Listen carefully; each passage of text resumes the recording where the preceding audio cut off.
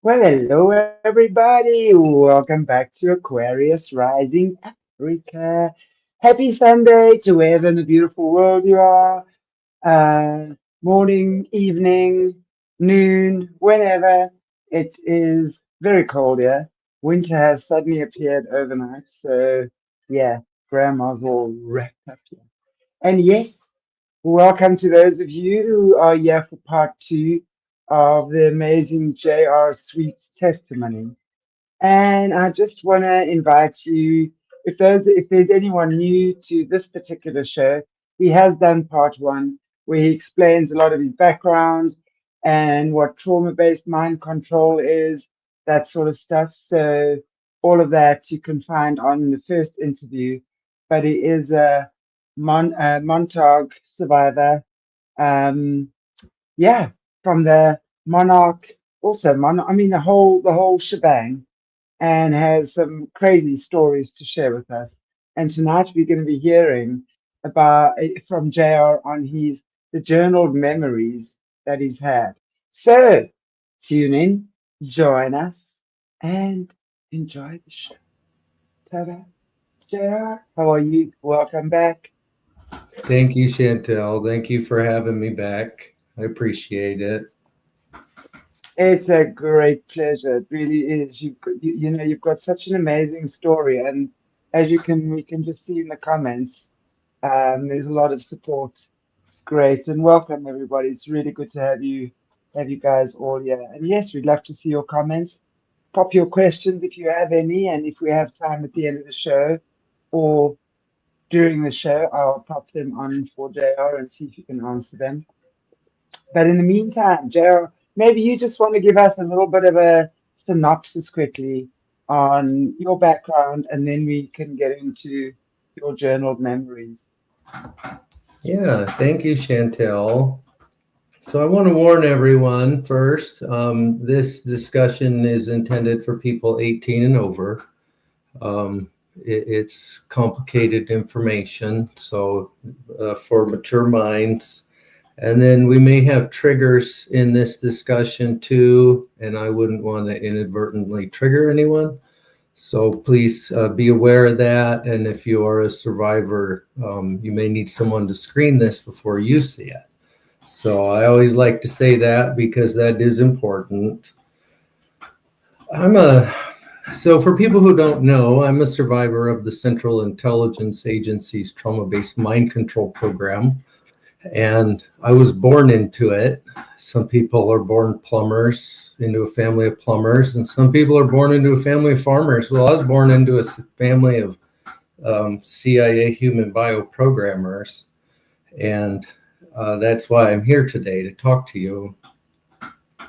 I was born into a generationally incestual satanic family bloodline that's deeply involved with the agency's trauma-based mind control program, and is also deeply involved with the Church of Jesus Christ of Latter-day Saints. A lot of people call them Mormons. That's what we always called them growing up. We were just Mormons. But my family was deeply involved with the satanic side of the Mormon church. They were Satanists hiding in that church, and they do work for the Central Intelligence Agency regarding their trauma-based mind control program. It's often referred to as MK Ultra. What we're talking about is a continuation of that, Project Monarch. So we talked about a lot of things before, like Chantel mentioned. Thank you, Chantel. And we covered what is trauma-based mind control. The key to it is disassociation, driving people to a point of dissociation and then accessing their subconscious mind. That is done through extreme trauma and extreme sexual abuse, a lot of it incestual sexual abuse. It's awful, awful stuff. And they're into that. There's people that are into that. There's people that are good in this world, and then there's people that are bad too. And people we're talking about, they're the people that are into bad. And so when I was growing up, my family, I thought it was a wonderful family, but it wasn't. They have a good side and a bad side.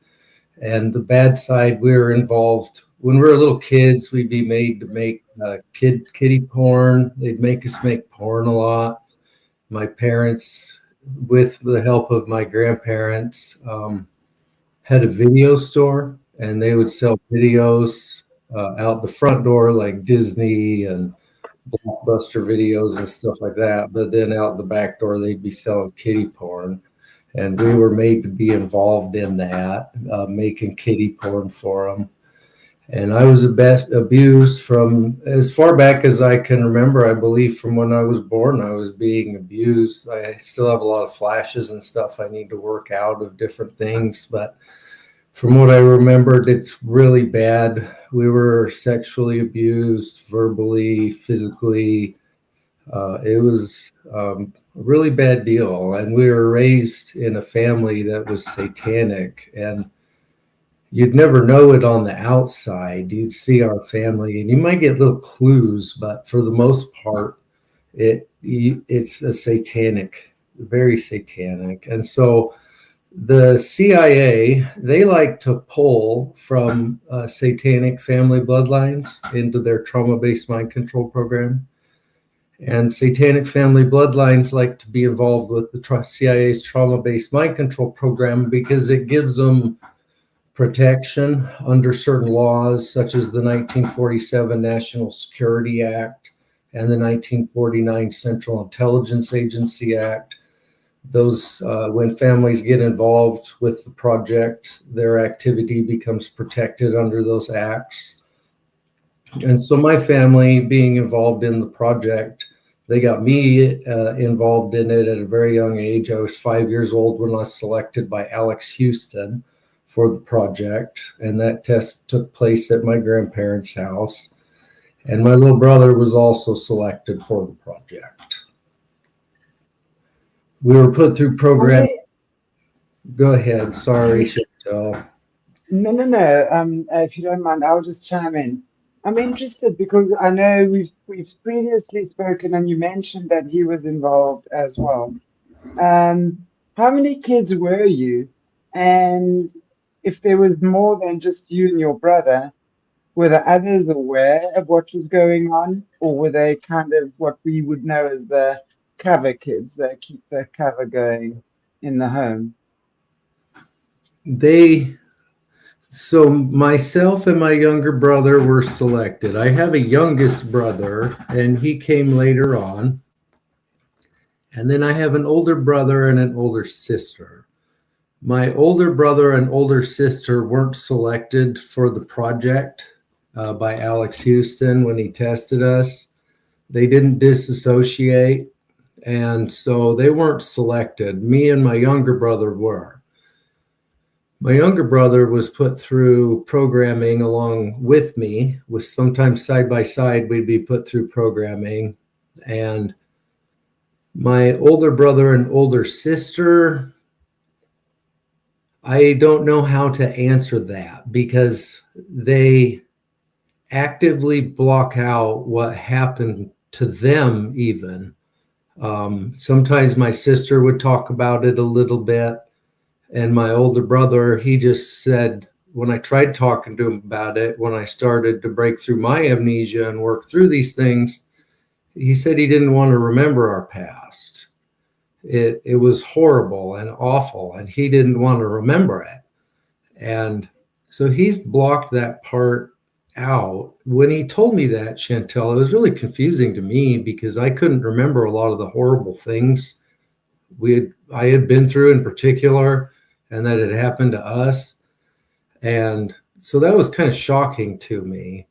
But he said our life was so awful, and I don't know where he's at right now. I'm not in contact with my family hardly at all. Sometimes I'll contact him, and that usually just gets me into trouble, gets me aircraft flying over my house and stuff like that, and harassments or at work. And yeah, they really don't want me talking to him, which is interesting.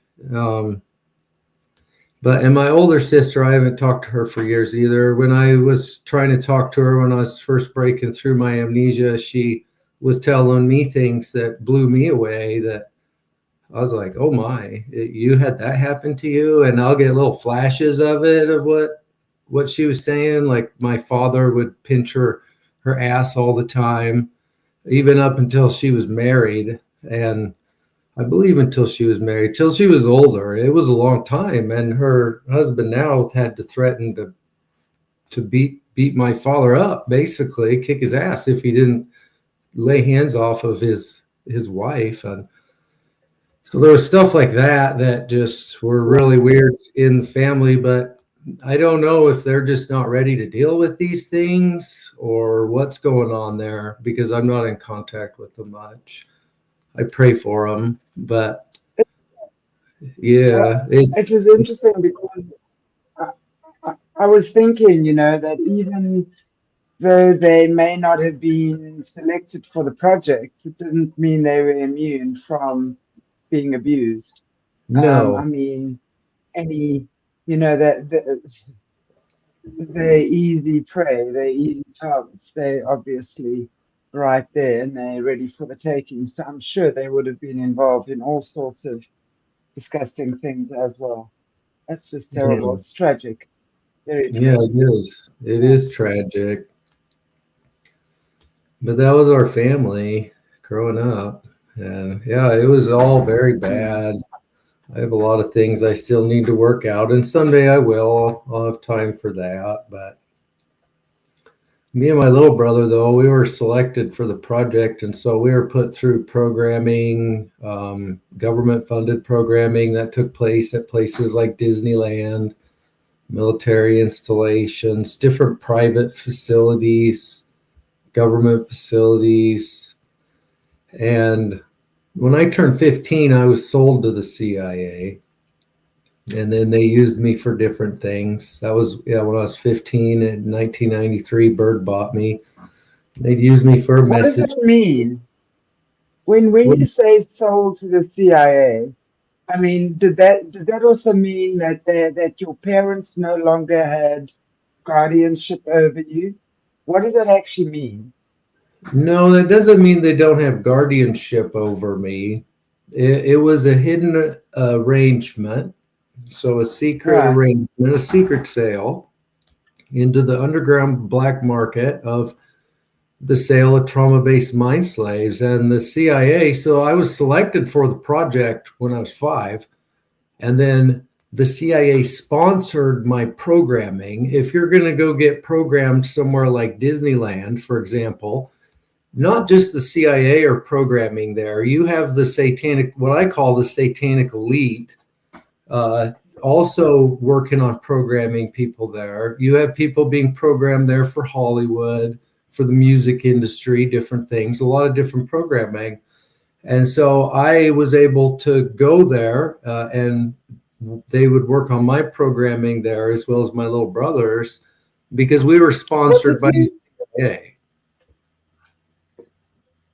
what was your experience like at Disneyland? What type, let's, if we just keep it to Disneyland for the moment, what did you see and experience in terms of your programming at Disneyland?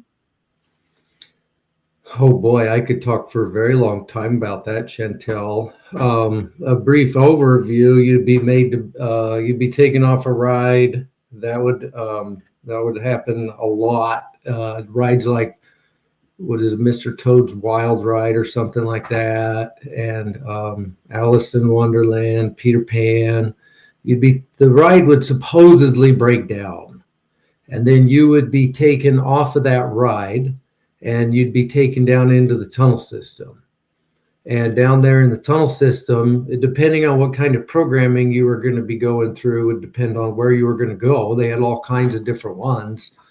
You'd go through, though, a whole gamut of them every time, several of them. And so Peter Pan, you'd have Peter Pan programming, but it would be mixed with other weird things. I don't even know how to describe all that, because you'd be made to make pornography. You'd be made to watch people get killed. You'd be made to kill people yourself. You'd be made to be involved with a satanic ritual killing where they would put someone on an altar and slit their throat out, and then you'd be made to drink their blood and stuff like that. And then also the satanic elite will do different shows down there and have different parties, and the intelligence community too. They work out of there, and there's this one big space down there where they can do like shows like music and stuff like that, and they'll bring bands in. I can remember hearing Billy Joel there. He was playing there one day. And but one day they had caught somebody. I had not sure who it was. It was somebody important from the Middle East. They'd caught this individual and they had roasted him, and I was made to eat what my grandpa called manwich. It was a sandwich made out of human meat, and he just cut a piece of that guy off, like right there. He was just on a spit, and people can't see this stuff going on in the park, but it's going on, and it's hidden. It's hidden there in the park, and it creates two different worlds, and it's such an opposite of what you think it should be that no one would ever suspect Disneyland would be being used for that, but it is. It's disgusting. When you say hidden, I'm assuming, now this is an interesting question. Is it literally underground or very well hidden from the public behind walls or, I don't know, foliage or stuff like that? Or are we talking almost like a Harry Potter type vibe where you're moving into another dimension and almost like moving through a portal type thing, and it's happening at Disneyland, but just on another timeline? Is that what you're saying, or is it literally underground? It's underground, literally under the park, Okay, and it is behind walls in the park. right. As far as interdimensional, I don't remember anything interdimensional. Everything Okay. that I can remember was very physical and very, very just there in the park or under the park, behind walls, such as World Vision. When I was first taken to the park in 1984, there was a place that my father took me to, which was just right backstage in the theater. There's a theater there where they used to play things. Like I think they were playing Steamboat Willie, and after that show, we got up, and my siblings and my mother, they all started to head out, and my dad took me and said, "Come on, let's go back here." And there was a curtain up by the screen on I believe it was the left side, and he took me through that screen, and it was just like a curtain, like you'd pull it, and we went through there, and then back there behind the theater was it was World Vision, I want to say is what it was called, and that was interesting. So that was hidden just right there, right behind the screen at the theater, because people aren't allowed to go there. There was a sign up above the curtain that said service entrance, but that was used as well, the word service, serve us. So yeah, we went back there. It was just, yeah, and then it would be under the tunnel system, stuff like that. So I'll describe that a little bit more when we start to go through my journaled memories. So Yeah. yeah, that's a good question though. It's interesting what you were saying. I mean, I know what they do with kids and stuff, but I did not ever know about the roastings. And I actually saw something coming out of the Epstein files um, a few days ago describing that. And I just looked at that and I said, no, that cannot be true. I'm not even going to look at that.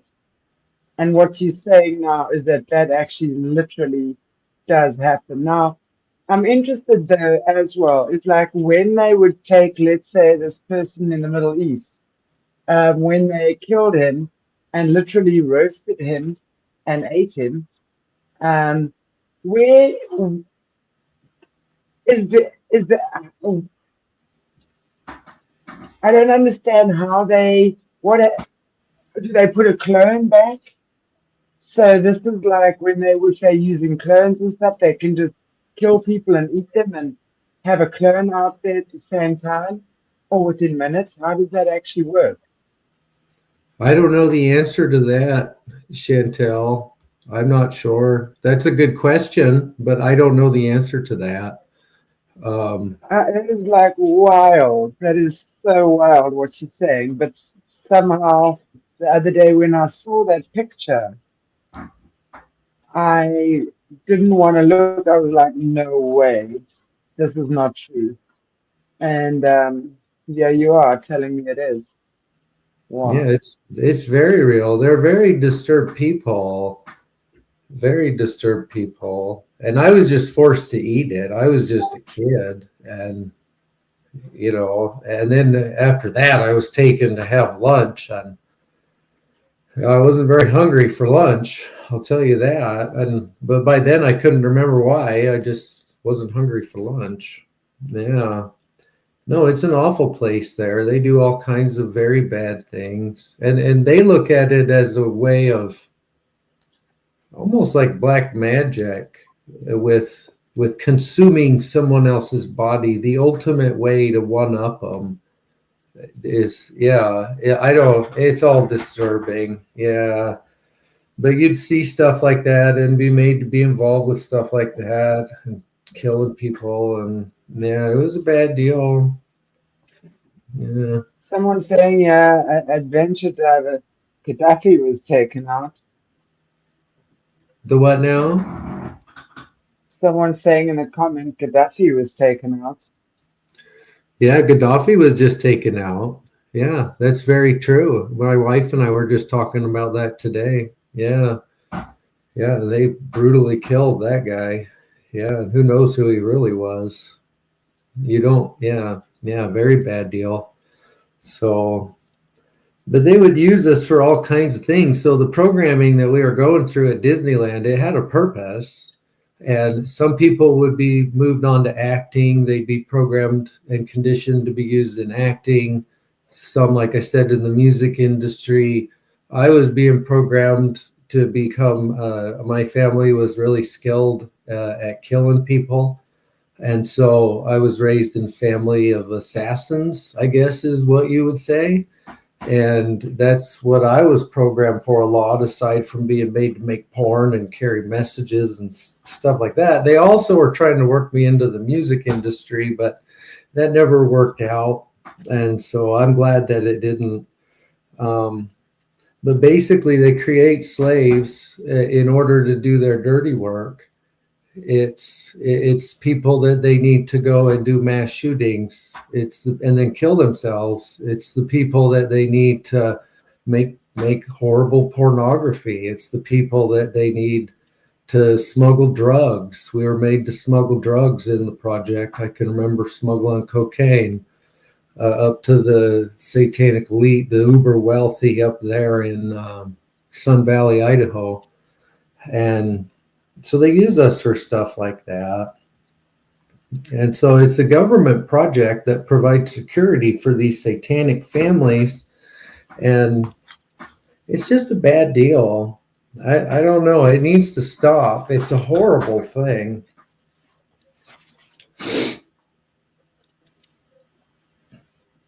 It sure as heck does. Wow. I Yeah. mean, mm. But I started, Anyway, yeah, sorry. When I started to remember this stuff and realized something was wrong with my memory, and I had to start working through it. And you have to start working through it. For other survivors out there, you shouldn't, well, you have to be careful, but you should learn your own history and your own past. It's really important. And Kathy O'Brien's book, PTSD Time to Heal, really helped me. And the biggest thing in there was journaling, it talked about. And I started journaling once I started to realize that something was really wrong. And I started to remember these things that were just crazy and awful. And I don't know if people understand, but when I first started journaling, I wasn't journaling to write a book and write a website and make it publicly available. It's a horrid thing. I'm exposing myself on multiple levels in my work, in my book, Mormon Monarch Born into a Deep State, or on my website, mormonmonarch.com. But the more I journaled, the more I realized that the things I was remembering were a matter of national security. And it was a bad deal because what they're doing is illegal, it's unethical, it's unconstitutional. They're guilty of child rape. Now I'm talking about the Central Intelligence Agency and different law enforcement individuals that were corrupt. They are pedophiles and they abuse children, they rape children, and they're smuggling drugs and they're killing people and they're disposing of the bodies. And I started to realize this stuff's all really bad. And so I had to start putting it all together in a website and in book form so that people could know and people could understand their world better. And another reason I started journaling was so that I could talk to my brothers and my sister about it and be like, look, this is what I remember. What do you remember? Unfortunately, that didn't work out because they don't want to talk to me. I have to stay away from them, like I said, or I get heavily harassed. And that's a very difficult situation. But I started to journal all this stuff out so that I could understand it. And there's several chapters in my journaled memories you can find and go through, and you don't have to read them in order. I would recommend reading them in order, but you don't have to. And you can find them all on my website for free. It should be available for free, or you can buy my book if you like a book. I like books, and so I put it in book form, and you can read it that way too. So what was I remembering? We covered that a little bit, Chantel. The first chapter in my book is A Chosen One, Not by My Will. And that chapter is about a lot of things. There's things I remember before and during this chapter that I haven't talked about in that chapter that someday I will include or create another chapter, such as this weird school I was taken to when I was a little kid. It was kindergarten, and I was going to be taken to this school. They didn't want me going to public school. They wanted me going to some special school outside town. And it was a weird school. I don't remember much about it. There were mirrors in the basement, this room filled with mirrors, something to do with mirror programming. And it was all very strange. I didn't end up going to that school. I ended up going to public school. But there's a lot of things there I need to work out. We were always working with things like flashcards when I was a little kid. And those flashcards had opposites. You always had to learn your opposites by a certain age. And yeah, a lot of weird stuff. So someday I'll get to where I publish all that information. But in the first chapter, the first journal memory you'll come to, I talk a lot about my sexual abuse and the Satanism I started noticing in our family as a young age, and the abuse and the trauma and being selected by Alex Houston.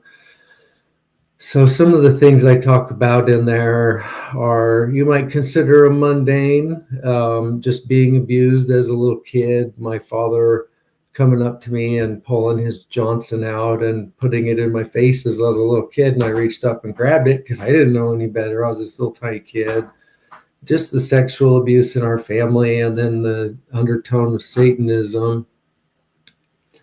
And then in that chapter, it also talks about meeting Alex Houston and the test that took place there. And so people can find that there. Chapter 2 is when I started talking about Disneyland, Chantel. And the first year I remembered going to Disneyland was 1984. And I was 6, and it was summer, I believe. And this was after I'd been selected by Alex. when I was selected by Alex Houston at my grandparents' house, my parents were off on a romantic vacation together in Southern California at Disneyland.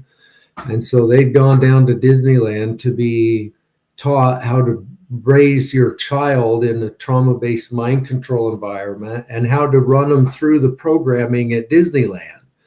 And so they went down there when we were selected, and then we were taken down the next year in 84. And my little brother and I were put through extensive programming. You asked about my older brother and my older brother and my older sister. You know, when we'd be put on a ride and we were going to be taken off of it at Disneyland, we would be with our father and us, like me and my little brother and my dad, for example. And they would and so my older brother and older sister wouldn't see what happened, and they'd separate cars too. So my older brother and sister would get on, and then they'd move, and then they'd pass a couple cars past us, so they couldn't see what was going to happen.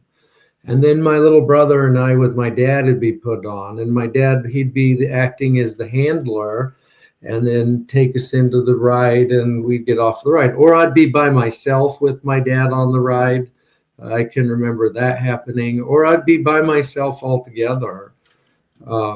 It just depended on the situation. But my older brother and sister, they never saw these things happening because they were always removed from that.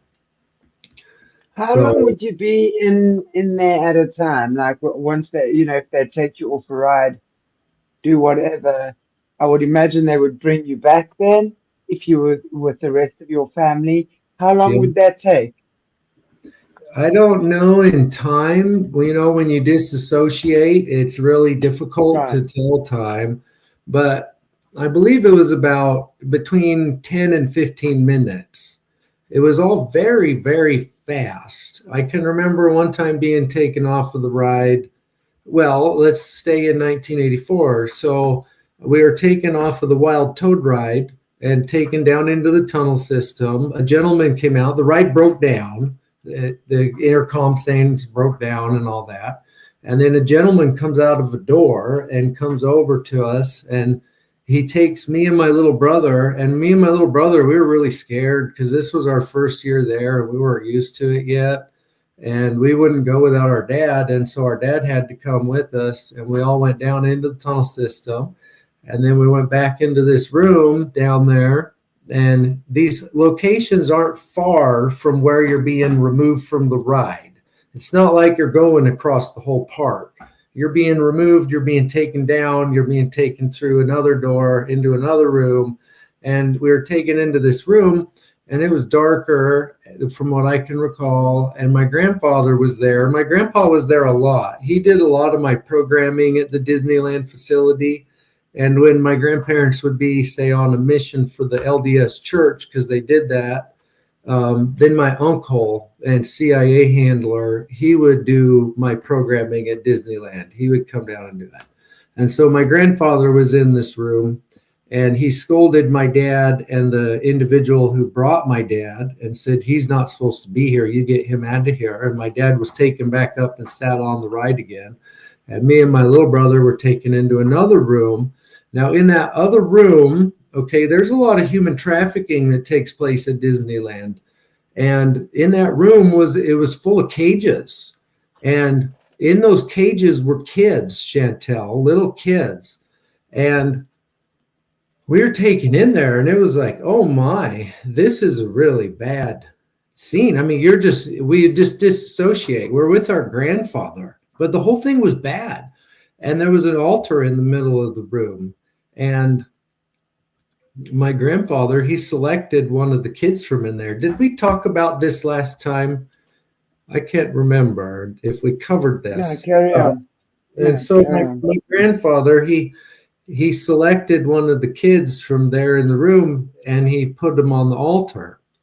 Now, there was another individual in that room who had been a mind slave, who had been in those cages and raised in this environment, and my grandfather had liked him, and so he made him almost like well, he was a slave, and he served his time at the Disneyland park attending to these people in these cages. And he was there, and they got this little girl. They just took a little girl, Chantel, and put her on the altar, and then they slit her throat out. And there was a little trough that caught the blood from the little girl. This stuff's just awful. And it went into a vessel, okay? And that vessel, it was a contrast color to the blood. I believe it was white. And it was caught in this vessel. And my grandfather picked it up after she was done bleeding out. And this is happening in front of all these kids in these cages. This is the kind of stuff they're doing. And it completely traumatizes the kids there because they don't know who's next. If they'll do that to this little girl, what are they going to do to them? And when's it coming to them? And you're going through that the whole time you're in the project. There were times when I didn't know if I was going to live, if they were just going to get rid of me. You never knew because you were constantly seeing people murdered in front of you brutally like this. And then we were made to drink this little girl's blood. They're really into drinking blood. There's all these chemicals in it and stuff, and it's black magic to them. These people are Satanists. And so we were made to consume this little girl's blood. And then we were taken back up onto the ride. The whole thing was very fast. It's not a slow process. They do it fast. It's all timed. In 1993, I can remember being programmed for pornography off of the Peter Pan ride. We were taken off Peter Pan, and we can talk about that later. But that was timed because they wanted me to be able to, well, I'll just tell you, they wanted me to have an orgasm within a certain amount of time. They're always programming you for different things, and that's what they do for porn, is program you for porn. So there were a lot of awful things that happened in Disneyland.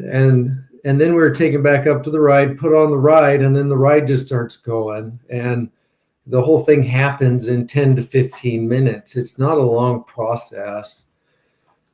And they're very conscious of the time. And so later on, when I was there in 84, that's where I would say that was my induction into the program, because that's where John Lilly talked to me. There was a ride, what was it, Journey into Inner Space or Journey Through Inner Space, I forget.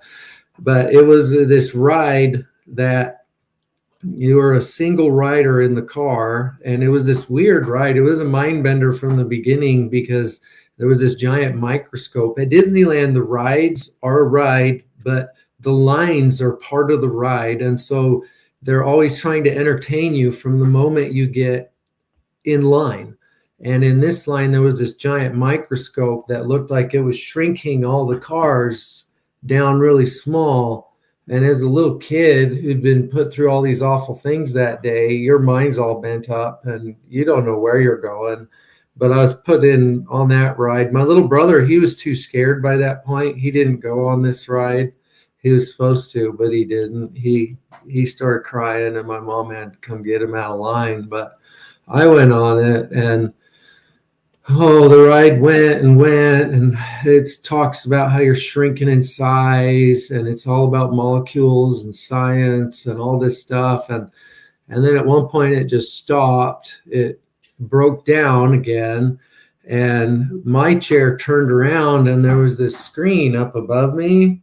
And I was just in this chair by myself, and this screen came on up above me, and this big swirly thing like you see in hypnosis. Hypnosis is a big part of trauma-based mind control programming. It's one of their tools in their toolbox.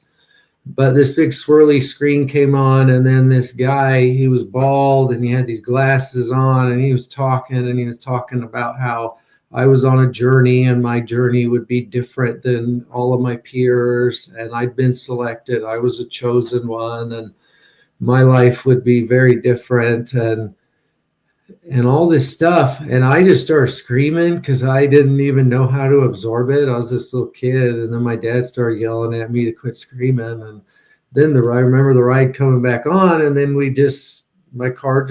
my seat just turned around and we kept going. And that was another thing that was said on the screen was that someone would be coming into my life who would help me on my journey. And what they were talking about was my CIA appointed handler, because as a trauma-based mind slave, you are appointed a handler. And mine was my uncle, Gail Pooley. And I can remember him being introduced as my handler later. And that was at his house. My brother and I were staying there with our younger cousin, and he let us know that he was going to be our handler, and he brought all that stuff up that Lily had been talking about and stuff like that. Someday I'll include that in my work. I haven't had time to flush that out entirely. So that was Disneyland. And then in '84, that was when I was first hit with a stun gun. So after that day in Disneyland, we went back to our hotel and went swimming. And when we were swimming, my mom came out and got us. My mom wasn't swimming. She didn't swim very often, if ever. And so Byrd had come, Senator Robert Byrd. He was friends with my grandpa. They worked together in the project. And so my mom came and got us kids and my dad. Well, she just got me and my little brother, because that's who Byrd wanted to talk to. And my dad, he wanted to talk to my dad. And so she came and got us and took us back into the room and said, Grandpa's here with this senator, and they want to talk to you out front. So we were taken out front with our dad, and outside, it was hot out there. They were just in the parking lot, and they'd driven this car. It was a Cadillac. I remember that. And they were both wearing suits, and it was so hot. I was like, what are you guys doing? As a little kid, just getting out of the pool, it was hot. But they were really big into image. And so they had their suits on. And my grandpa, he was smoking a cigarette, and my dad didn't like to see that. So he harassed him about that a little bit. But Byrd gave my dad a stun gun and told my dad to use it on us because it would help us forget all the horrid things we'd lived through that day. And he was supposed to use it on us every time he abused us. And so then we went back inside. My grandpa and Byrd, they left. And we were taken back inside, and one by one, I was taken back in the bathroom first. And my dad, he hit me with the stun gun, and they picked a spot on my right thigh where they could do it all the time, because they pick a spot on your body and they want to hit you there all the time with it, that one spot, because it leaves a scar after you've been hit 1,000 times with that damn thing. And so you pick a spot, mine's on my right thigh, and there's a scar there from it. And the heat shocked the hell out of me and fell to the floor. And that was awful. It's an awful feeling getting hit with that thing, especially when you're little. You're this little tiny kid and they'd hit you with it. And then I had to go lay down, and I got this horrid headache, and I just got so nauseous. And then my little brother, they took him back there, my dad did, and he hit him with it. I could hear him hit him with it. And then my little brother had to lay down. Then the next day they took us to the beach. Byrd had told my dad to take us to the beach afterward and take a day just recovering. And so then we went to the beach. So that's what I talk about in that chapter, that journal of memory. There's a lot more details in there. On that one, that's Disneyland 1984. So folks can go there and read about it for free. So it was an awful experience. They're bringing you into that. And for us, we were just raised in it. I mean, we were little. We didn't know what was going on, what was right, what was wrong. We didn't understand disassociation and multiple personality disorder and all those things and understand what they were doing to us. We were just raised in it. And then I started to remember the Mormon side of it. The Mormon side of it is interesting because it feels more compartmentalized, some of those memories. there's a lot of things I need to work out about the church, different leaders that I was introduced to, even as a little kid. I remember there was one church leader who was interested in me because of remote viewing. And Hinckley, or Gordon Hinckley, he was interested in me for remote viewing too, I believe. But we'll talk about that later. But we were involved with things in the church, and we were in a satanic network that was hiding in the church. We were connected to the CIA, and we were going through Monarch programming. But at the same time, we were involved in the church and the satanic side of it. And so we'd be involved with things there too. And my family was, like I said, we were involved with assassinations and murder for the Central Intelligence Agency and the Deep State and the Mormons, the satanic side of Mormonism. And so I can remember this journaled memory, the Mormon Connection and Blood Atonement. That talks about an experience I had in Nampa, Idaho at a local church building. There was a scouts meeting of some kind, and it was an award ceremony, and there was all these people there. It was super crowded. Not this many people usually came, and there was all these people there. And we were told, my younger brother and I were told to stick around after the award ceremony by my uncle, because he wanted us to, there was something going on after the ceremony. And then my dad, he left. And see, Chantel, back to my older brother, he took my older brother, my dad did. They left and they went home. And just me and my little brother were left there, and my younger cousin. So my younger cousin, my handler's son, he went through a lot of these things with us too. We were like the three amigos, me and my little brother and our younger cousin. We were all very tight and very, very close, but we were also being put through this programming and abuse together. And so there's a lot of mixed emotions there. But we were essentially made to get rid of this family. And after a time, it took a while for people who weren't in the satanic network to leave after the ceremony. And finally, everything had cleared out enough, and only the people in the network were there. And I was brought back into the room, and the room was made a little bigger. Or did they close it? I forget now. But they laid plastic down, and then they went and got the punch bowl out of the kitchen of the church. And then they put this plastic down. They brought a punch bowl in. Some folks were doing drugs. I can remember my uncle was snorting coke. He was always snorting coke. And him and some other folks. See, the satanic people, they look at that as magic, as a potion to alter your mind for these kinds of things. It's seen as magic. And so that. And then everything got quiet and settled. And then I can remember my grandpa had brought a knife. They'd always use the same blade. They had this knife. And then these people were brought in. And it was a whole family of people brought in through the side door of the church that just led out to the parking lot. And they were brought in, and they were lined up, and it was a whole family.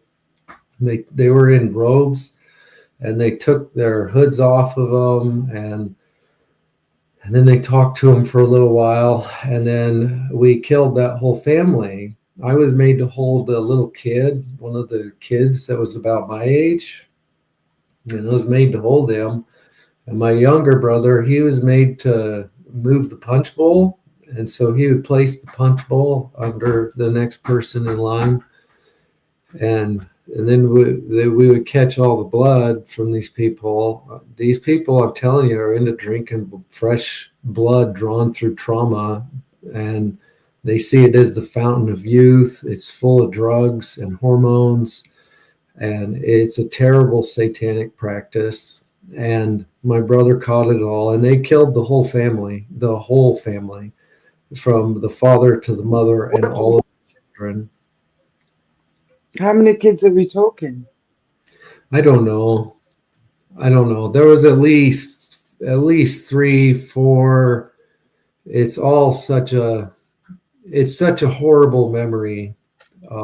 I can't tell you how many children they had. I can remember that their mother had red hair. I can remember that. And I can remember that he was a stocky fellow with scraggly hair, the father, and he had a stubbly little beard. But I don't know, at least 3, if not 4 or 5 kids. And they just killed them all. And then we were made to drink their blood. And then what they would do after these things, this is one reason the CIA likes pulling from these satanic families, is because they've been abusing their own children for years and in satanic ritual abuse. And their children disassociate easily. And they're prime subjects for the trauma-based mind control program. And they're used to killing and keeping secrets. Right. And so we would kill people in this fashion, even for the CIA or the Pentagon. I'll talk about that later. We would use the same methods. If it works, it works. And then the bodies oftentimes would be cut up and dismembered and fed to hogs, to pigs at hog farms. The Central Intelligence Agency controls hog farms.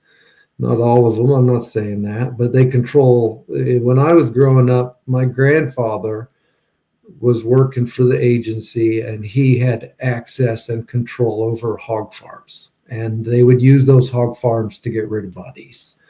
And there were also some people who had small hog farms that the agency would use, and I can remember those people. And they would use their pigs in order to consume bodies. That's one way they can get rid of them. Another way to get rid of them is with beetles. I've talked about that before. And there's a beetle that'll eat the entirety of the human body. And that's an expensive option, though, but very effective. It's not the first time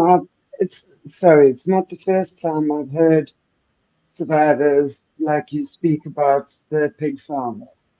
In fact, the first time I actually heard about that was from Joanne Breeze, in fact, one of our Australian survivors, who spoke about the same thing. Her father was a butcher. Yeah. Yeah, it's a horrible thing.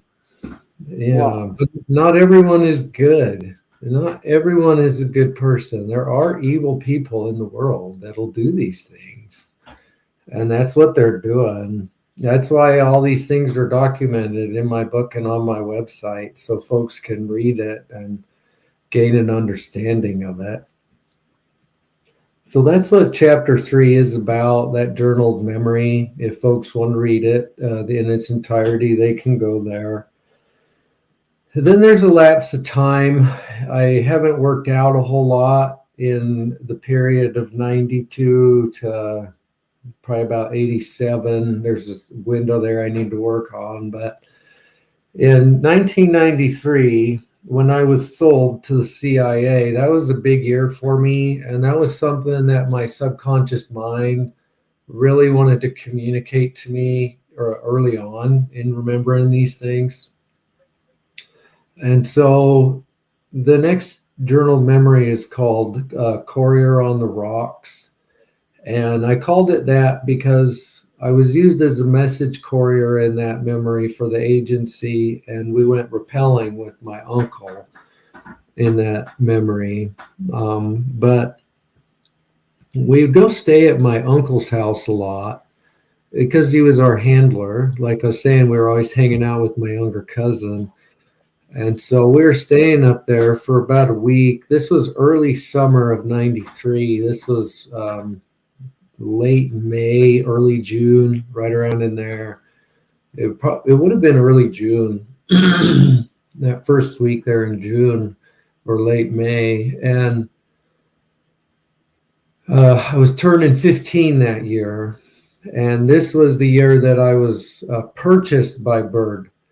And you asked about guardianship and all that. What they're purchasing is they're purchasing the right to your body and your mind.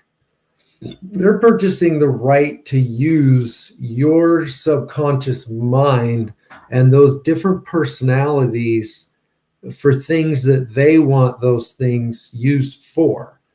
So when I Yeah. was purchased by Bird, he had a lot of things he wanted to use me for. And I was tested to see what I could be used for. And I was chipped so they could keep track of me and keep an eye on me.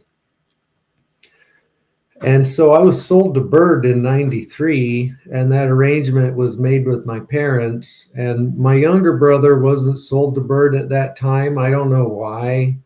But this journal of memory talks about all these things. And my uncle, he had taken me aside when I was staying at his house that week, and he had just told me flat out, I'd be put through programming. He was abusing me and programming me. And he started telling me how my parents had sold me to the agency, but they didn't sell my younger brother, and that I was going to be going and seeing Bird, which I did. I was taken back east to see Bird over in, where was I?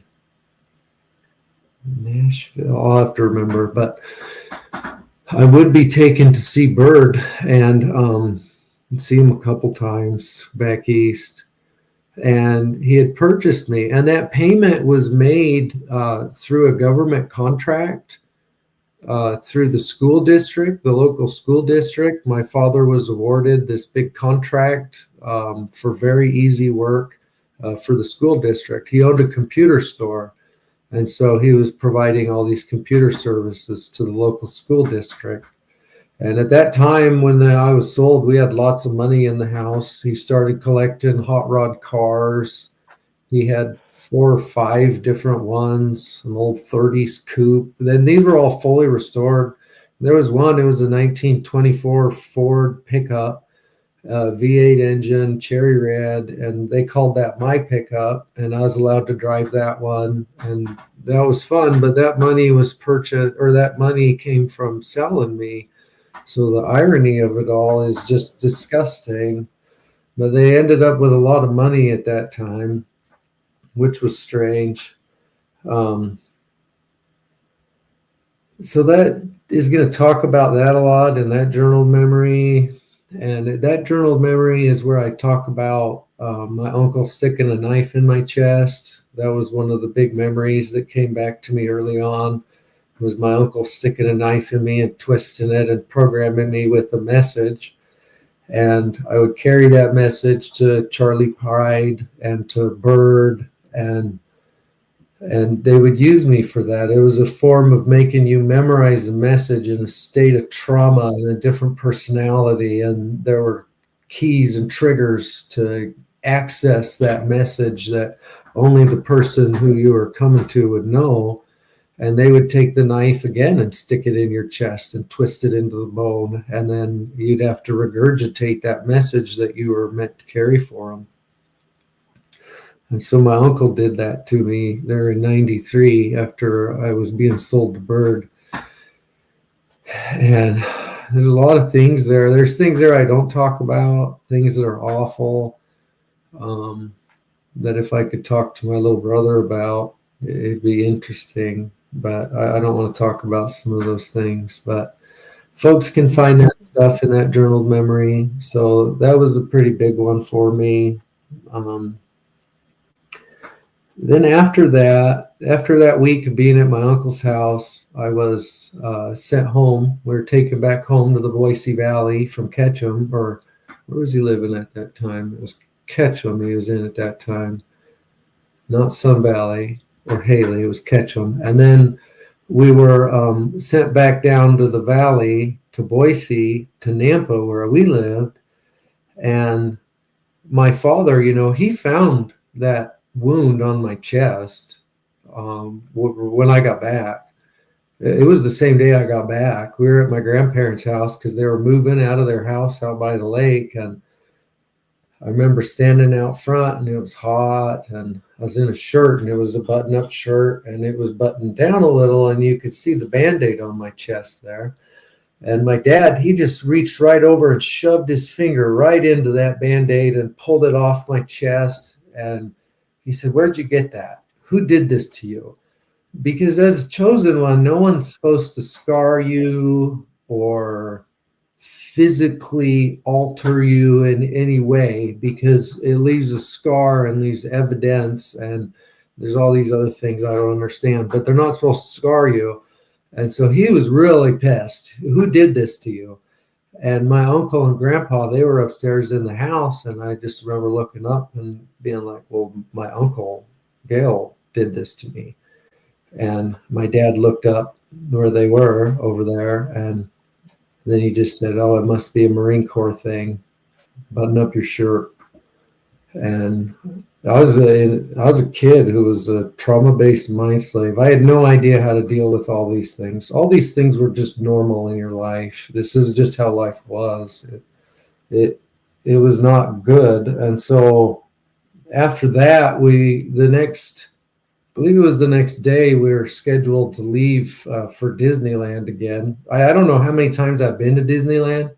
We went there almost every year from 84 to 93. I think there's a year or two in there where we didn't go, but I don't remember a lot of it. My wife, before I started to remember this stuff, she'd tell me, "You can't remember anything about Disneyland." And I said, "Yeah, I can."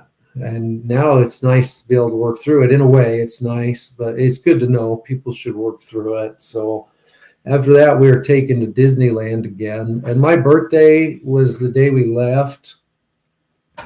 And so we left that morning, and I didn't want to go. I was sick. I felt sick because I'd been being abused in my uncle's house.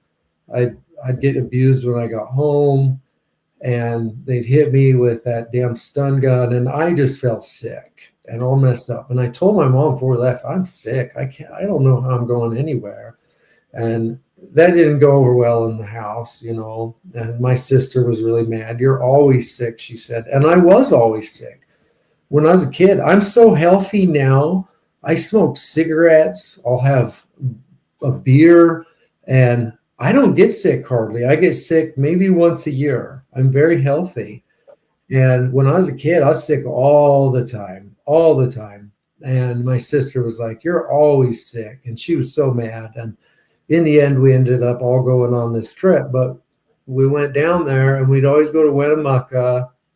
So we went down to Winnemucca. We ate at this restaurant. It was a different restaurant than I normally ate at.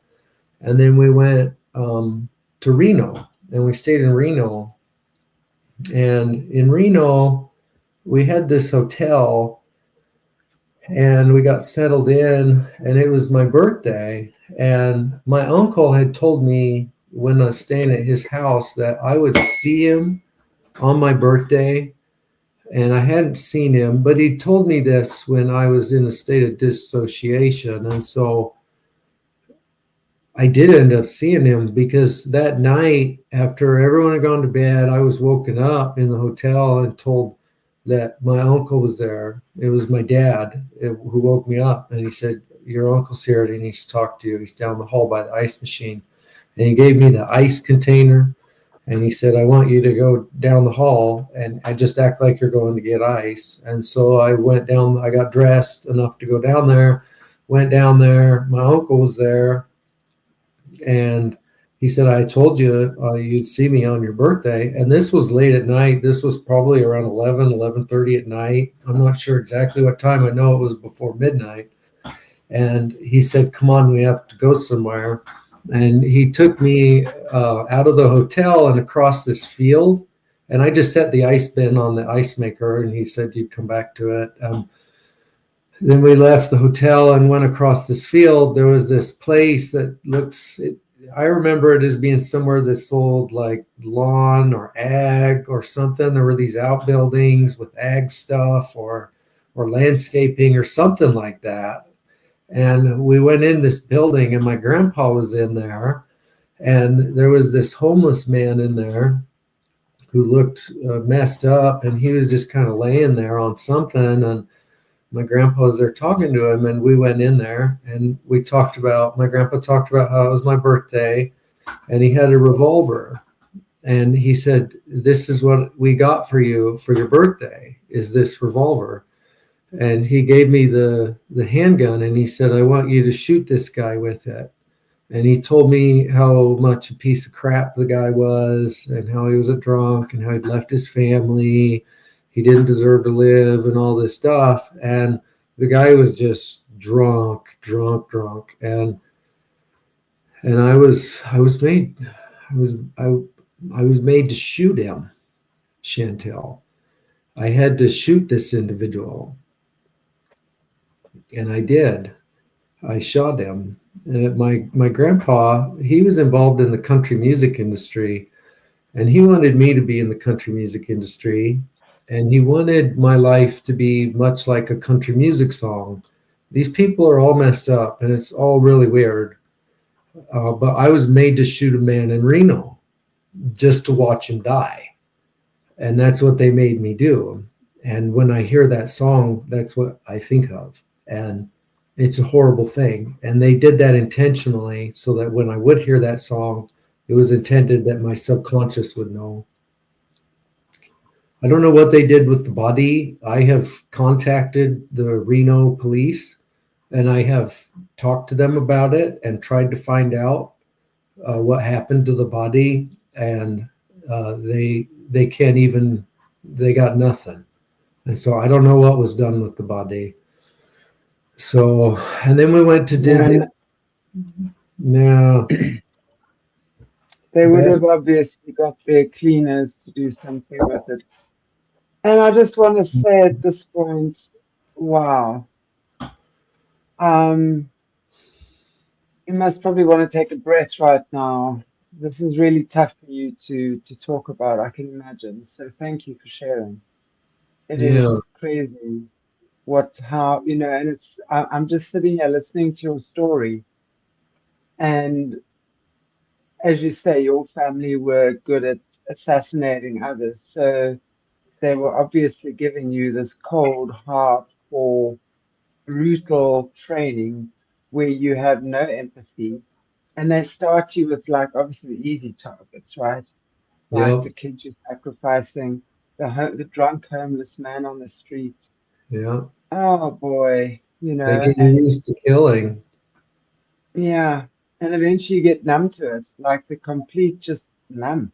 Yeah, I can Yeah. imagine that that must do something to your young mind. Um, and especially if that's not your natural desire, right?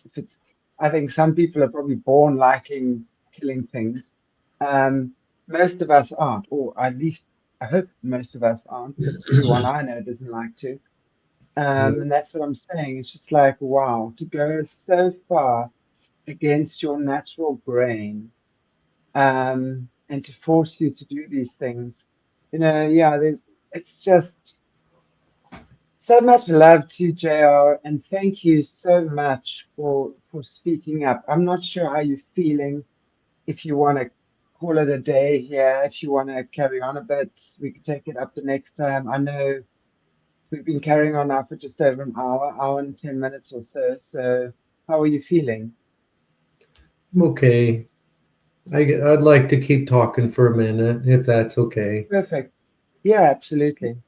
Yeah, no, that was an extremely traumatic moment. And I was hypnotized. After you'd be made to do these kinds of things, they would hypnotize you to remember to forget the events. And then you would be hit with that stun gun. And they followed protocol. But the next morning when I got up, Chantel, something was wrong. And I could still remember. There was a part of me in my mind that knew what had happened the night before, and it was a nightmare. It was awful, and I didn't know how to even deal with it, to consciously process what my mind could remember, and I didn't want to remember anymore. That day was awful when we left Reno, and I just felt horrid, and I was terrified that I was going to be arrested right there in front of my whole family. And as we were leaving Reno, driving away on the freeway, I was terrified we were going to get pulled over and the police were going to want me. And I didn't know how to deal with that. Later on, when we got to California, those things were compartmentalized deeper, and I forgot about them for years upon years. But that was a horrible thing to have to remember even then. And because I had moved out of that personality by the next morning, but there was something wrong and I could still remember. And that was horrid. It just makes you sick to your stomach. But we were taken down to Disneyland and put through I believe that was my final year of programming at Disneyland, was in 93. And we were put through programming. And at one point, I was taken off of a ride.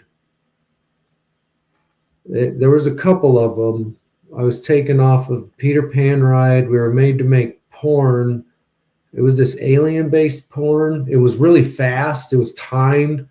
I was taken off of the Peter Pan ride, taken down under the tunnels, into the tunnel, but it wasn't very far in the ride. And I can remember pictures on the wall that Walt Disney had painted, some of his original paintings on the wall in these tunnels, and being taken down, and we were made to make porn, and it was timed and it was really fast, and they were getting me ready because when I was taken back east about a week and a half later with my grandparents to meet Charlie Pride and to talk to Bird, to meet with Bird and stuff, Bird wanted to use me in a porn video, and so he had all this programming he wanted instilled in me for making this porn video.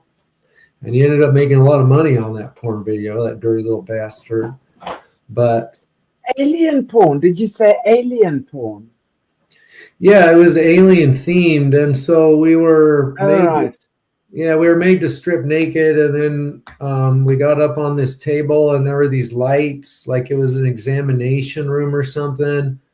And there were people there. These were people dressed in suits to look like grays. And they were there in the room, and they were somehow involved in all of this. And we were made to make this porn video, and it was all really fast. And then I was taken back up and put back on the ride. And that's covered in that chapter. And then there was another ride I was taken off of. It was the Alice in Wonderland ride. Every year I'd be taken off of the Alice in Wonderland ride. And a lot of times, if not every time, there would be this girl there at the Alice. There's this spot where there's this statue of Alice. I think it's right after the flower garden. And there's a statue of Alice. And then opposite of that statue of Alice is the caterpillar. And he's sitting there on his mushroom smoking. And the ride would break down, usually before it. At this time, it broke down before it. And then it crept us forward up to Alice, and there was a girl there. And this girl was familiar to me. Sometimes they'd use the same girl a couple years in a row, and so you get to know her a little bit. There was always a girl there, and they would say her name was Alice. And I got off the ride. I was taken off the ride by this girl, and we went backstage. And we went down to this room, the one that I call the family lair. It's under the Alice in Wonderland ride, and it's right there near it's adjacent to the Matterhorn. There's the footers to the Matterhorn. There's some located right near there.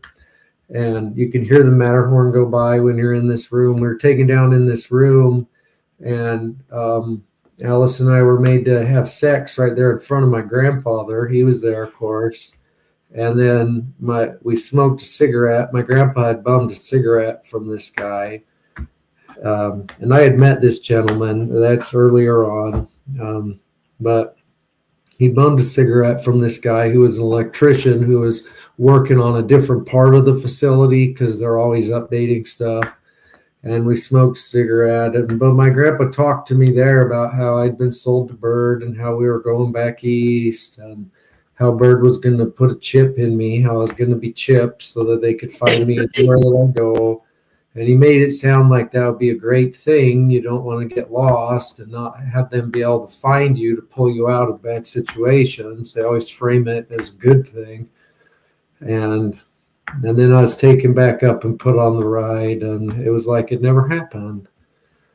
And so people can read about that experience, and there's other things there in that journaled memory that they can read about and study in Disneyland 1993. And so that's an important memory. Disneyland is so important in all of this. It's an opposite of what you think it should be. These people work in opposites, and that's just how they operate, and you'd never know. And then after that, when we came back from that, I had to go on a trip back east with my grandparents. So then we all came home from Disneyland after being there for a week. And me and my younger cousin, my handler's son, we too, my younger brother didn't come. See, my younger brother didn't get sold to the CIA. So he didn't come because he wasn't meeting Bird. My younger cousin came, and he had to meet with Bird too. And so we were taken back east by my grandparents, and they framed it as we were going on a vacation. They had tickets to go to a concert to see Charlie Pride.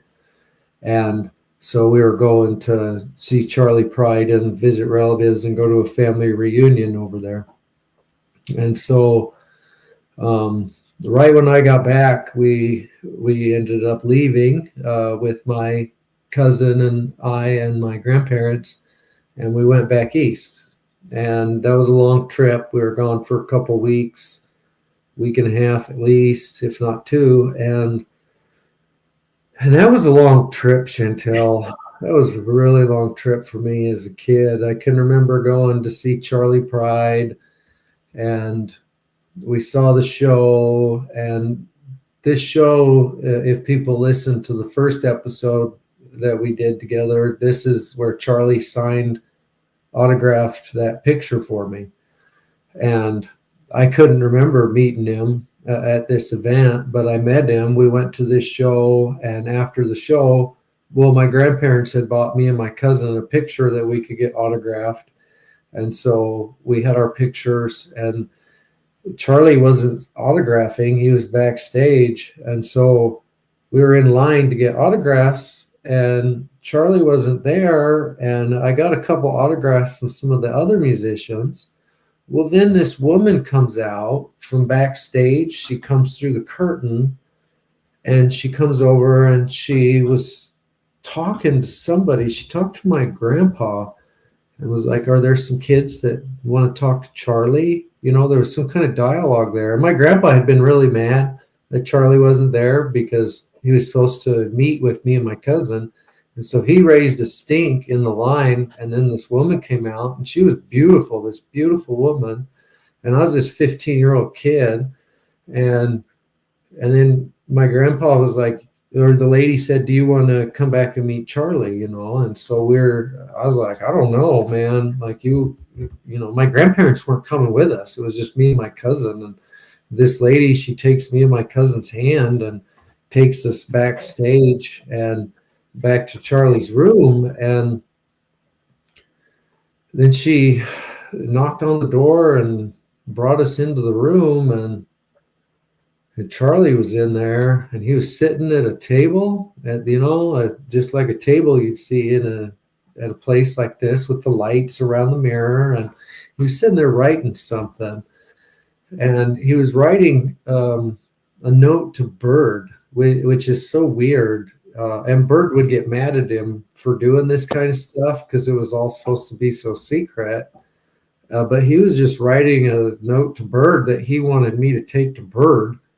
And I ended up having it in my pocket, and I took it to Bird when I went to see Bird later on this trip. But he was sitting there, and then she left us there with him. And then Charlie, he finally finished up what he was doing, and the lady closed the door, and then Charlie finished up, and we were just standing there, two kids. And then he stood up and he walked up to us, and I had brought a knife. I had a switchblade with me in my pocket because when my uncle had tortured me with the switchblade at his home in Ketchum, he had two knives, and he said that Bird had given them to him, and he got the nicer one, and then I was given one that looked more like a military switchblade. It was green, and he said Bird wanted you to have this one. You need to carry it with you. And so I had that knife in my pocket, and Charlie said, "Did you bring the key to your mind?" And I had to take out my knife, and I gave it to Charlie, and then I had to unbutton my shirt, and then he opened up that knife and he stuck it right in my chest and started twisting it, and oh, that hurt so bad. And that's how they would access that information, though. And then I relayed the message that I had to carry to him, and part of that message was they wanted, That's yeah, him. that's Charlie Pride right there. Yep, the country musician is. Yep, he was a horrid pedophile, awful man, awful. And so part of the message was they wanted Charlie to test my cousin and I for our musical abilities. And so Charlie was supposed to test our voices to see if we could be used in the country music industry. And so we had to sing a little bit for him there. And he ended up saying I needed to smoke more cigarettes. My voice wasn't deep enough. And so that was about all of that. And then he raped me and my cousin. He made us go over to this other area in the room and strip naked. And then he raped us over there. And there was a lot of blood and just awful, very awful. And that was one of the reasons I had such a hard time remembering that memory. That's why it was so deep in my mind, because it was so awful. And then we just got dressed and were taken back out to my grandparents. And everyone just acted like everything was fine. And so my grandpa, he knew Charlie. They were friends and acquaintances. And so my grandparents talked to Charlie for a little while, and my grandma knew him too. Everyone in that environment knew my grandma as Marge. I should put up a picture sometime of my grandmother, because she was a human bioprogrammer as well. And her name, everyone called her Marge, is what she was called. But she was a horrible woman, and she would work on people's programming. And so that's something worth researching. But What's her name?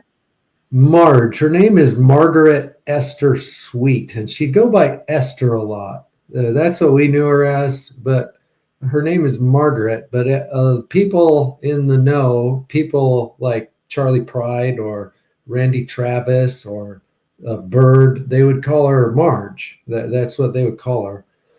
And so they were all in the know on what was going on. And so we talked to Charlie for a minute, and then we went outside. We were leaving, and I can remember going out of the door, and I was really messed up, and my cousin was really messed up too. He was younger than me, and he collapsed. He collapsed when we went out of the door and fell on the ground, and my grandpa ran over to help him. And I can remember my grandpa saying, now, I don't want anyone to think I'm racist, but my grandfather was very racist. And even though he was friends with Charlie, and he went over to my cousin to help him up, and he said, "That fucking nigger." And he helped get him up because he knew that Charlie had been really hard on my cousin. And we were abused. And that whole trip, it was a long trip. And so after that, we ended up going and seeing Bird at a memorial, a war memorial. I'm not sure where it was. And we met with Bird, and that meeting took place in a flower garden. And people can find pictures of that place. If anyone could help me understand where that is, that'd be wonderful. I think it's outside Nashville somewhere. But we had to meet with Bird, and Bird, he we're on to, so talking about Charlie Pride, I don't mean to get lost. These things are hard to talk about, and I do move around some, and it's difficult to maintain a personality in these things, so I apologize. But that was meeting Charlie Pride, and that happened in Branson, Missouri there in 1993, and that was in June. And then I met with Bird. The next journaled memory is called Meeting with a Bird in the Garden, because I did meet with Bird in the garden. And it was a flower garden, and we were taken to this memorial. And the whole thing was weird. My grandma wanted to leave because we were headed to a family reunion. And my grandma didn't want to be late. But my grandpa knew how important it was to meet with Bird and go through this process. And so we went to this memorial, and we were hung out for a little while till the time came. And then we met up with Bird at this rose garden, this flower garden area. And Bird took me aside, and he took me for a walk. He wanted to talk to me privately. And we talked about a lot of things. And he talked about how he purchased me, and how I was a chosen one, and how I was involved with the CIA, and how I was in the project. And he talked about other people that were in the project. He talked to me about sports. Larry Bird. Larry Bird is a trauma-based mind slave, CIA-owned trauma-based mind slave. They use people in sports, trauma-based mind slaves. So I'm not that into watching sports. People have probably seen me in interviews with the New York Yankees hat on. That doesn't represent the New York Yankees for me. That represents the Yankees who fought slavery and were abolitionists, because this is a fight against slavery, mind slavery, which the United States government, the Mormon Church, the CIA, they're all actively involved with. And so that's why I wear that hat sometimes. But Bird, he talked to me about sports. He talked to me about mass shootings.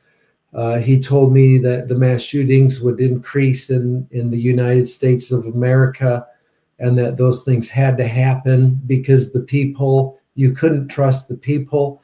He talked about there's 5% of the population that are leaders. The other 95% are just sheeple. And they need to be led, and they want to be led. They don't want to lead. It's our responsibility to lead them. And he said mass shootings were very important because the satanic elite, there's a lot of talk about how America was created and how it's a Freemasonry, Luciferian creation. And that's all fine and dandy, but there's a lot of freedom in America, and America is a beacon of freedom across the world, and it's a representation of that. And Bird told me they need to destroy that, and they can't have an armed population and destroy America as it is now, as it is today, as it was in 1993.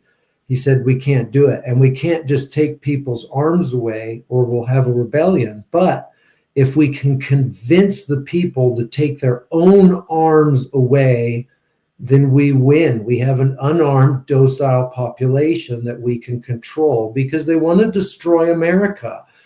Right now in America, you have members of this satanic elite network and in the CIA and in our government actively working at destroying the American Republic. They want to destroy it. They need to rebuild it into something else. They want to rebuild it into what they want it to be. And I don't understand that fully, but I do know Bird told me they want to destroy it. And so I had this conversation with Bird, and it was awful to hear all these things, but you're in a different personality. And then Bird took me aside, and we were kind of hidden from other people. He was trying to hide, and he talked about some very satanic things. He talked about demonic possession. He talked about how inside of me there was a spirit that had fought in the Civil War, and I was the host of that spirit, and that war never ended for this individual, and I had to carry them. And And he ended up, and he talked about how he'd been purchased by the CIA, and he took a nail, and this was a test of disassociation to verify that I was at the point they needed me, because they have to test you. Even though you're put through all this programming, they're still testing you to verify. And so he took a nail and he shoved it through my wrist. It was through my right wrist. And he shoved it through right here, and it came out on the other side right here. And I have pictures of that on my website, or you can find them on X, on Twitter, whatever you want to call it. And those are documented. And that's where he shoved a nail through my wrist. And by that time, he had caused me to disassociate, and he'd moved me into the personalities that he needed me in order to do this test. So he didn't just take me in my base personality, shove a nail through me, and expect that to work. They're working you through a process of triggers to get you where they want you. And then he did this test, and then I didn't even feel it. I could not even feel it. I can remember thinking as he was shoving the nail through my wrist, you better not mess up. Do you have any idea who I am and what you're doing? Because you don't do that kind of stuff to people like me. And I was in a weird personality, and he shoved that nail through, and then he pulled it out, and then he bandaged up my arm. And then he took a knife from his pocket. Bert had this little pocket knife. It was a little one that he'd had since he was a kid. And these are things you can, I would imagine, verify. He had this little pocket knife, and he pulled it out, and he carved into this wrist 2 dots. And there's 2 dots right here on my wrist where he carved 2 dots into me. And those 2 dots represented that I was U.S. government property, because those 2 dots represent U.S. You are U.S. government property. And that's how he branded me and marked me for people in the know to know that I was who I would say I was, or who others would say I was who I was.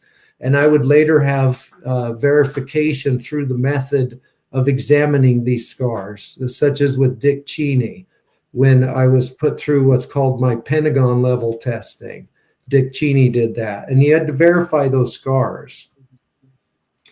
And so Bird cut me up, and then he bandaged me up, and then he shocked the hell out of me with his stun gun and hypnotized me to forget and sent me on my way. But then my cousin had to go talk to him, and I was all messed up after all of this, and no one had seen it all happening. My brothers and sister, they never saw this stuff happening to me.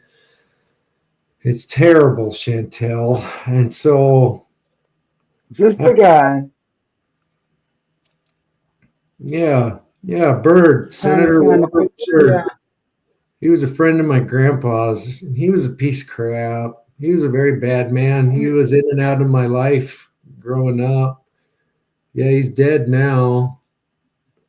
But Wow, I am absolutely blown away by your testimony, JR. I have to say, it's horrific. And again, I cannot say this enough times. Thank you for sharing. I know this is not easy. Yeah. I mean, I can feel, obviously, I think our audience can feel how uncomfortable some of these topics get for you, but thank you. How are you doing? Doing okay. Yeah. This might be a good spot. There's one more thing I want to cover. One more thing. Yeah. One more memory, and then we'll call it a day. Is that okay? Yeah, absolutely. Because after I met Bird, we were headed to a family reunion. It's the Grigsby family reunion. And this was going on in Nashville, Tennessee, I want to say. I believe it was in Nashville. And we were taken to a hotel, and there was a family reunion there. And we stayed at the hotel that the family reunion was actually taking place. And then we went to this family reunion, and it was interesting. It was an interesting family reunion. I was glad to eat for me because we were with my grandparents. And see, when you're being put through trauma-based mind control programming, you're not fed a whole lot. They keep you at a point where you're hungry. This helps put you into more of a survival mode. And so my cousin and I, we didn't get to eat a whole lot. After we'd met Charlie Pride, we went to KFC, and my grandparents got Kentucky Fried Chicken, and we were allowed to eat some of it, but that was it, just some of it. And then they said, no, we have to keep the rest for breakfast. And then, so you never got to eat enough to where you were satisfied. And then the next day, Kentucky Fried Chicken again for breakfast. And they were always doing that, and you never got enough to eat. You were also denied water a lot. Even when I was a little kid growing up, we'd be denied water all night long because we had what was called a water jug in our house, and my parents would take it into their room, and you couldn't drink the tap water, but they would take the water jug into their room, and once it was gone, you had to go outside the house to get a drink of water. And in the winter, that wasn't very fun. And so you were always being denied these things. So I was starving when we went to the Grigsby family reunion. And so I was happy to eat. There was a lot of food there. And my cousin and I, we just ate and ate and ate. And I was 15 and I was starving. And so that was a good thing to get some food. But then after the Grigsby family reunion, we were going back to our room, and we're standing by the elevators, and there was a couple of them. It was a bigger hotel. And this door opened to the elevator, and these people step out, and it was the weirdest thing, Chantel. Some of this stuff is just so weird. There was two people that were what we'll call short people. They were midgets. And then there was a young lady who was probably in her early 20s, and she was beautiful, this beautiful woman. And then there was another individual. He's tall and skinny, has dark hair. And I always know him as my cousin John, because that's how he was always introduced to me. I would see him at this meeting, and then I would see him again later in life. And then I would even see him after I'd started waking up to all this stuff. He was brought in when I was in Moscow, Idaho. I saw him again. That's a whole nother story. But John was there, and they were all dressed up in Star Trek uniforms. Like from the first Star Trek, those uniforms. Alice, that was the younger woman's name, was Alice. I think that was a name that was her personality name at that time. That's what she was calling herself, and they were calling her. And then there was Jamie. He was one of the shorter people, one of the midgets, and he was in a Star Trek uniform. And then there was Barbara, and that was Jamie's sister. And then there was John, and they were all dressed up in these Star Trek uniforms. And my grandpa, when the door opened and they came out, he said, "Hi, like, how are you guys doing?" He called Jamie his cousin and John his cousin. We were all supposed to be cousins. Now, in the network, if you're in the CIA's network, you'll have people that aren't your relation called your cousin because they're in the network.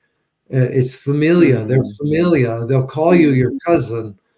And so I was introduced that I was their cousin and they were mine. And my grandpa and grandmother were like, "What are you doing? What are you guys doing dressed up like this?" And they said they were going to a Star Trek convention. And my grandparents thought that was pretty cool. And then Jamie and they asked if me and my cousin wanted to go to this Star Trek convention. And I was tired, and I was in a state not like myself because I'd been put through hell for several days, several weeks by this point. And I didn't want to go, but my grandpa, "Hey, you kids are going with these guys." And so he said they needed a break from us for the night. And so we went with Jamie and Barbara and John and Alice, and we went outside. We just wore what we were wearing, and we went outside to their car, and they had this car. Jamie was really proud of it. he couldn't drive it, but he loved his car. I want to say it was a Chrysler. It was this Chrysler four-door sedan, had an 8-track player in it. And we all crammed into the back of this car, or me and Alice and my cousin sat in the back, and then John, Barbara, and Jamie sat in the front. And then they took us, and we went to, where did we go? I think we went to Memphis, Tennessee. There was a military base down there, a naval installation. And we were taken to this naval base. What was it called? Something, I forget. This naval base.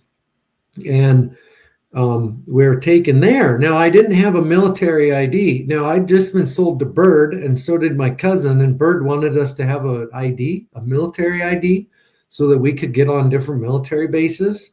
And so we actually, the first thing we did when we got there to the base, it was night, and we went to some office administrative place, and Jamie knew how to get in, and they got us in to where they make military IDs, and we made military IDs for me and my cousin. And then after that, we were taken onto the base deeper in, and we were taken through the Navy area, and then we were taken into the Marine Corps area. So the Navy and the Marines are a part of the Navy.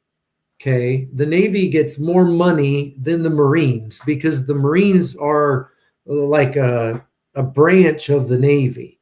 And so the Navy and the Marines work together. And so we were taken back to the Marine area, the Marine Corps area. And it was interesting to see the difference between the Navy and the Marines, even at that age, because the Navy, it seemed to me, were much more professional. Now, I'm not being hard on Marines, don't get me wrong, but they were a lot more professional. I could tell they had more money in the Navy because they had nicer weapons. At that time, they started carrying the M9, and they were carrying them. And I was like, wow, this is cool, because I was into guns. I was a trauma-based mind slave programmed to kill people. And so I still today am very familiar with firearms and enjoy going out to the range quite a bit.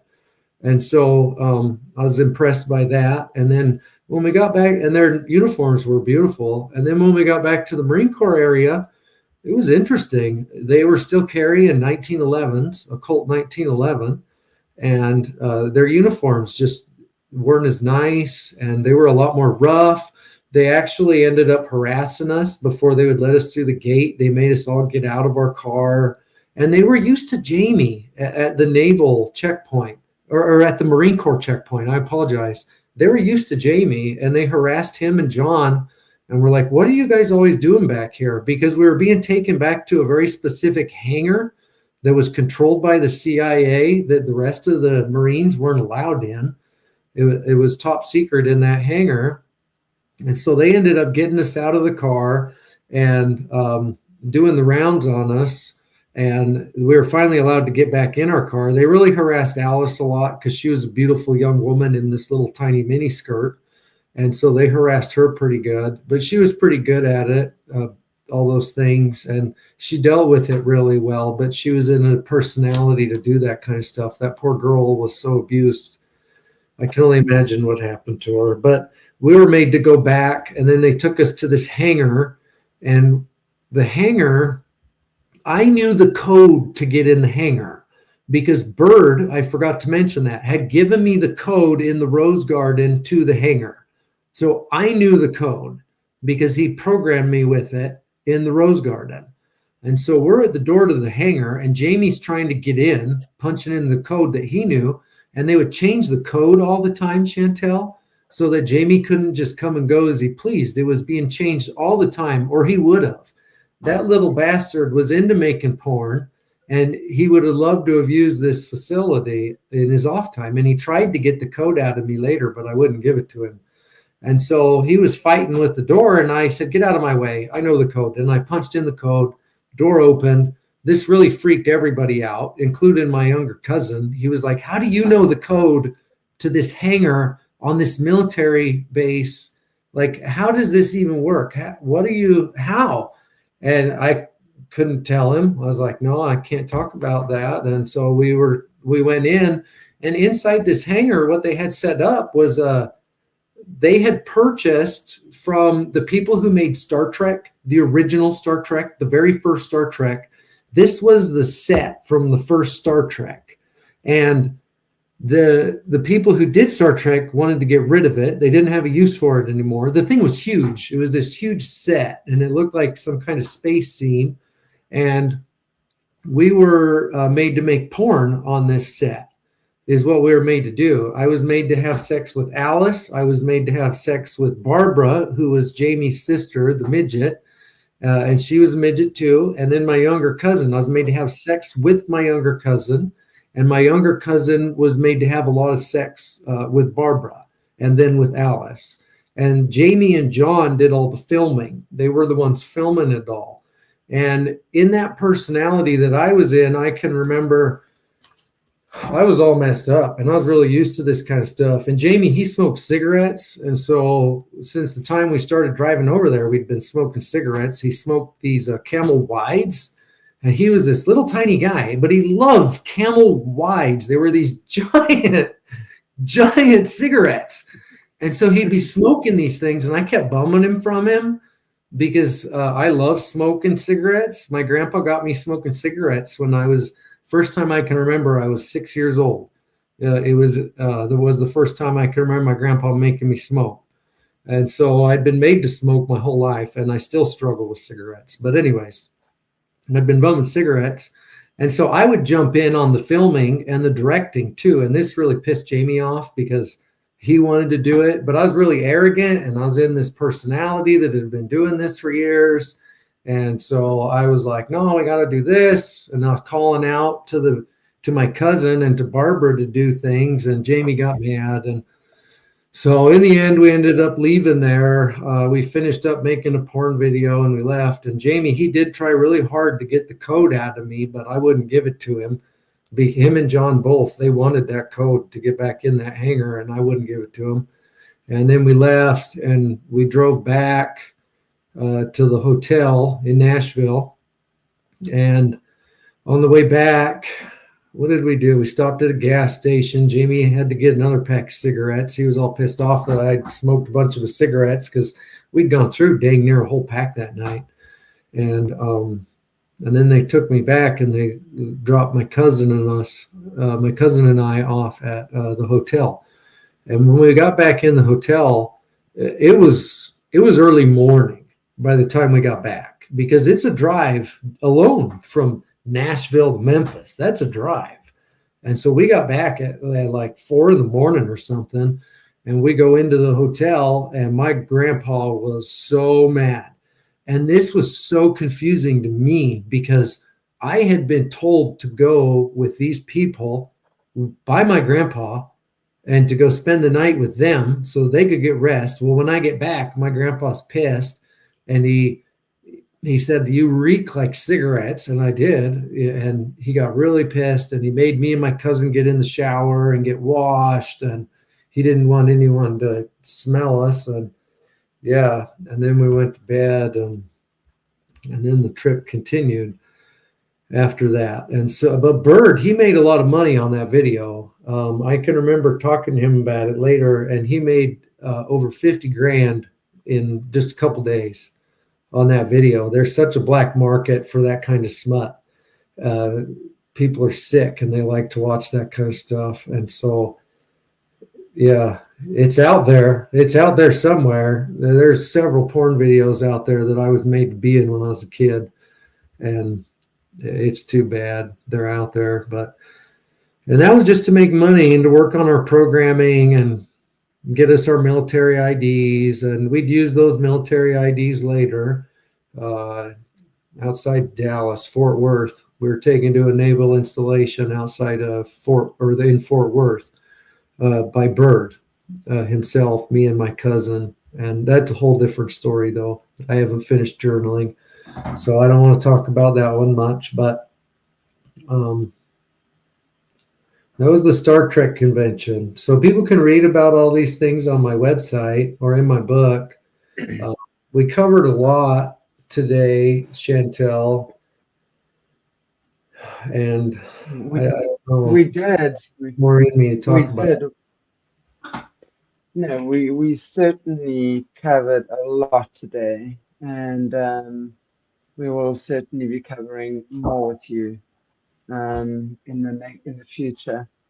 To all of you guys wanting JR back, yes, he'll be on every second Sunday for the next couple of weeks. We'll see how long he wants to share with us, but we will be seeing him regularly every second Sunday for the next couple of Sundays. Wow, thank you. And honestly, I have no words for what you've been through. Absolutely insane. And just sending you so much love and good wishes. And it's wonderful to know that someone like yourself, you talk about these guys and what they did to you and your little cousin. And I mean, my heart breaks. I sit here and I really need to contain myself because it's quite difficult to hear, very difficult to hear those stories. And all Yeah. the time, everyone is having fun and eating candy floss and whatever else around, and you guys are going through unadulterated hell, which for you at this point is normal. I Yeah. mean, just a question in closing. Did you think that everyone was going through this? I mean, you go to Disneyland and you get taken off rides and taken to do certain things. Did you think that this was normal, that all families were doing this? A lot of families were doing it. A lot of police were corrupt. You were always given that impression, and they were always trying to imprint that in your mind that a lot of people are involved in this. There's no way out of it for you. You're stuck in it. This is how the world is. But when you're being used in those things, and when you're in those personalities, you're not in your base personality. So I would be put through those things, but I would be in a different personality, and then that information would be compartmentalized, and you wouldn't even be allowed to remember it. And so it was normal in a sense, as it was always happening to you, and you were used to it. When they would trigger you, Chantel, it was often an oh shit moment. Oh no, now I remember, because you'd be brought back to that personality who could remember all those Right. awful things and how your life really was. Next time we'll talk about my presentation for Gordon B. Hinckley, the leader of the Mormon Church, back in '95. And when they triggered me in that meeting, it was an oh crap. And you just remember all of it, but it resides in the back of your mind until then. And there's parts of you that are hiding it. And so your whole life you live in this base personality, and you think you're a certain way, while at the same time you're a multiple, and there's many ways to you. But your base personality, they worked very hard at making me appear to be what you would consider a complete loser through middle school, through high school, and then I would even say after graduation. And so high school, I did horribly. I graduated with, I want to say, a 1.68 GPA. And I only graduated because I had to take summer school the year of graduation. And I took basic math. And so but you're so tired all the time. When I was growing up, I was always tired, always exhausted. I didn't know why. Yeah. And so you're kept in this world where you don't remember these things. It only comes out when you're triggered, and then you remember it all. Yeah, it's all very difficult to explain, Chantel. I Yeah. know. I can imagine it's so layered and so embedded literally within your nervous system. Your whole nervous system I would imagine would collapse actually at certain points when it becomes overwhelming, Yeah. and it just becomes too much, and you really have to bring your way back to coherence. I can imagine that is not an easy task, and especially when there's so much goriness involved. It's just like, wow, where does it begin? Where does it end? And I can imagine as well, these guys do this deliberately because as a human being, we actually, yes, we can go either way. We are pliable, but it's in our natural desire to do good and to be good. You know, Yeah. we like to smile, we like to laugh. That's the first thing a baby does when it sees its parents, when it's happy, smiling. So that's the natural way for us to be, is to create life and enjoy life. So what you guys have experienced is the complete inversion of that. So I Yeah. cannot even begin to imagine what that trauma must be like on your entire nervous system. And I truly hope that little bit by little bit, as you speak and as your voice is heard more and more, and as people recognize your truth, that is healing for you as well. That you will do, that you will receive all the healing that you deserve. Honestly, I wish that for you. I really do. Thank Thank you you. I so much. appreciate that. Thank Yeah. you. We appreciate you very much.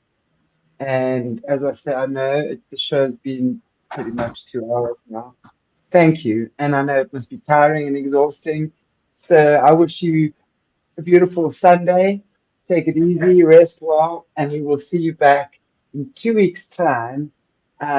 Same place, same time. Is there anything you'd like to say just in closing, and anything, anywhere else people can get hold of you, can get hold of your book? I know we're spelling your website across the screen.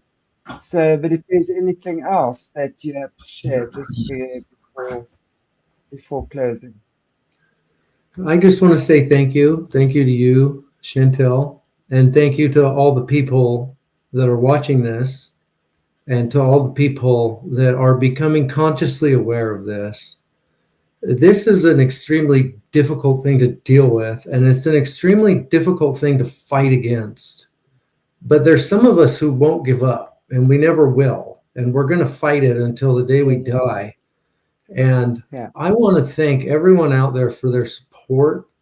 And every time another person learns about this information, then human consciousness is elevated. We can't end right. this until people understand that it's even going on. So I really appreciate the platform that you've provided, Chantel. Thank you. And I appreciate all your viewers. And I hope that the day will come when these kinds of things won't be necessary to even, we'll be talking about it of something that happened a long time ago and doesn't happen anymore. So thank you to everyone. Exactly. And yeah, we definitely have a great bunch. I think all of us, and I say this a lot, it's so not just about the platform, it's this platform couldn't be, and as you all know, we are heavily shadow banned, and I don't care. I will rather have this information come out to certain people and then they share it, not certain, but whoever gets it, right? And then they share it, as opposed to protecting my channel by not saying certain things. I've had to weigh up so I just go, screw that. We go all out here. So we rely on our viewers, obviously, liking, sharing, subscribing. That keeps the algorithms up. And also, for supporting. We have amazing little community. I say little community all the time. It's not that little. We really do have an amazing community that is here and supporting the survivors like yourself and every other. We're all surviving something. I'm talking about extreme survivors now, like yourselves. And I know, as I said, we know it takes a lot for you to keep speaking up. And thank you. We are here. We are all walking this walk together. We're fighting this fight together. Um, and together we will take this darkness and we will bring it down. That's for sure. Thank you again. Thank you, Thank you, everybody. Chantel. God bless you all. I'll see you all tomorrow with Miles at 4 o'clock South African time. That's 5 hours earlier than now. Miles Johnston tomorrow from the Basis Project. Join me. And yeah, really cool and busy schedule again this week. So I'll drop the new schedule tomorrow. In the meantime, have a beautiful Sunday, you all. Take care of yourselves and just breathe. That's all. Just breathe. We'll get through. Mwah.